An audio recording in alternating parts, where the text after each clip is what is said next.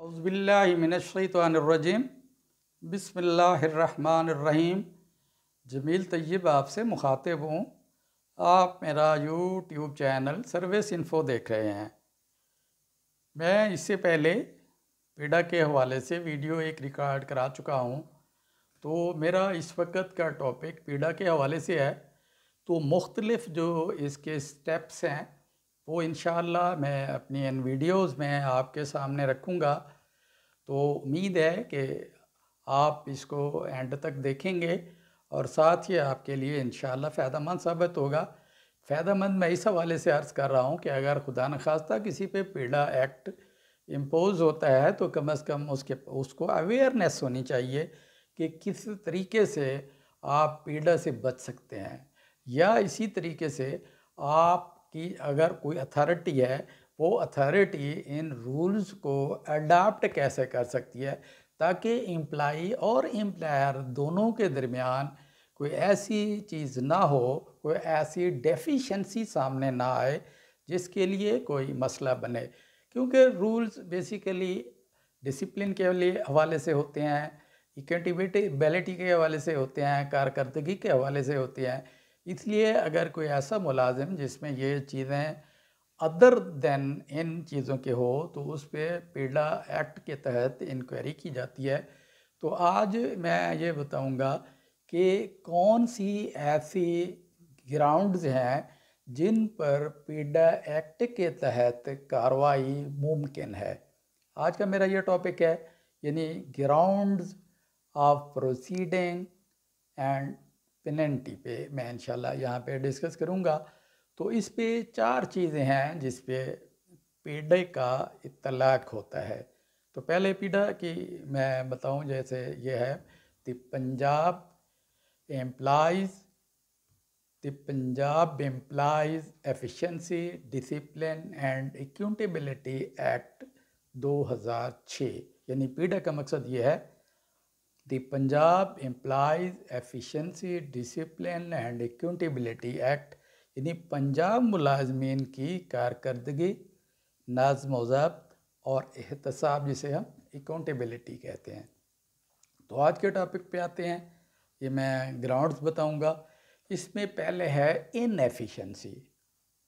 Inefficiency और has accused to be efficient for any reason, या उसमें इनएफिशिएंसी है या कोई ऐसा रीज़न है तो इसकी वजह से इसका इत्तलाक, पीड़ा का इत्तलाक उस मुलाजिम पर।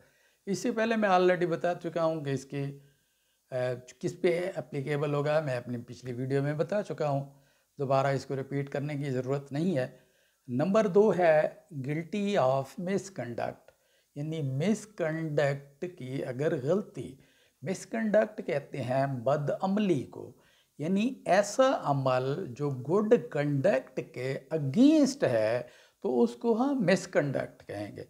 तो मिसकंडक्ट को मैं इंशाल्लाह अलग से डिफ़ाइन करूँगा कि मिसकंडक्ट बेसिकली क्या है। आज मैंने जस्ट आपको ग्राउंड्स बतानी है।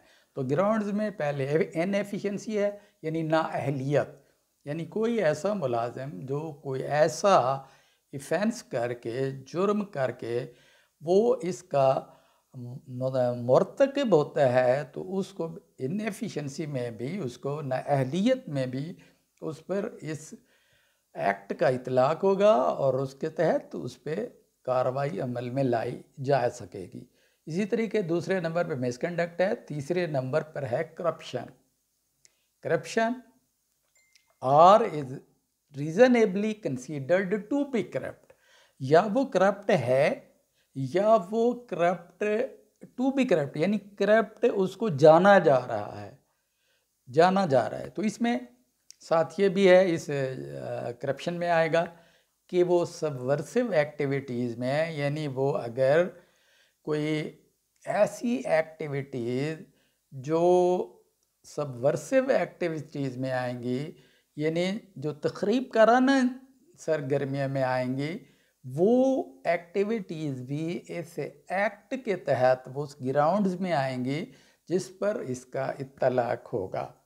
इसी तरीके से कि वो जो नेशनल सिक्योरिटी है पाकिस्तान है उसके अगेंस्ट कोई वो गलत काम कर रहा है डैमेजिंग टू नेशनल सिक्योरिटी, यानी नेशनल सिक्योरिटी को अगर वो डैमेज कर रहा है, नुकसान दे रहा है, तो इस सूरत में भी पीडा एक्ट के तहत उसके खिलाफ कार्रवाई अमल में लाई जा सकेगी। इसी तरीके से डिस्क्लोजर ऑफ ऑफिशियल सीक्रेट्स, यानी ऐसी बातें जो हमारे दफ्तरी अमूर की थी उसको उसने डिस्क्लोज किया, यानी जो हमारे नेशनल सिक्योरिटी के हवाले से हैं, जो हमारी पाकिस्तान की सालमियत के हवाले से हैं, तो उसको उसने डिस्क्लोज किया। या ऑफिशियल के हवाले से कोई ऐसी सीक्रेट चीज़ें थीं जिनको दूसरों को बताना मुमकिन ना था, लेकिन उसने वो भी बता दिया। तो ये बात भी पीडा एक्ट 2006 के तहत काबिल मुआवजा होगी और इस पर पीडा का इत्तलाक हो सकेगा। तो ये थी जो ग्राउंड्स थी जिस पर ये इंक्वायरी की जा सकेगी पीडा एक्ट के तहत। तो नेक्स्ट वीडियो में इंशाल्लाह मैं इसी पीडा एक्ट को मज़ीद आगे बढ़ाते हुए इस पर मज़ीद इंशाल्लाह डिस्कस करूँगा। तो ये एक बड़ा वसी टॉपिक है, इसका जानना तमाम मुलाजमीन के लिए ज़रूरी है। ये मुलाजमीन का अपना चैनल है, मुलाजमीन का चैनल है, मुलाजमीन की आवाज़ है। मैं इससे पहले आपके बजट के हवाले से, आपकी सैलरीज़ के हवाले से, इंक्रीज़ के हवाले से जो 35 और 30 के हवाले से थी, फिर पेंशन के हवाले से थी, इस पर मैं बाकायदा आवाज़ उठा चुका हूँ। मैं साथ साथ इंशाल्लाह इस चैनल के ज़रिए मुख्तलिफ जो भी रूल्स हैं उस पर इंशाल्लाह वक्तन फ़वक्तन इंशाल्लाह इस पर डिस्कस करता रहूँगा। उम्मीद है मेरी वीडियोस आपको अच्छी लगेंगी। इसके साथ ही नेक्स्ट वीडियो तक मैं आपसे इजाज़त चाहूँगा। अपना ख्याल रखिएगा। अल्लाह हाफ़िज़। अस्सलामु अलैकुम वरहमतुल्लाह वबरकातुहू।